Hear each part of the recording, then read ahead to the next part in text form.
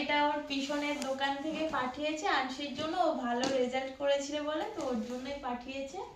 এটাতে পড়ার টেবিলই আছে। তো চলো খুলে দেখাই। এটা কিন্তু খুব ভারী, এটা মনে হয় কাঠের না বাবা।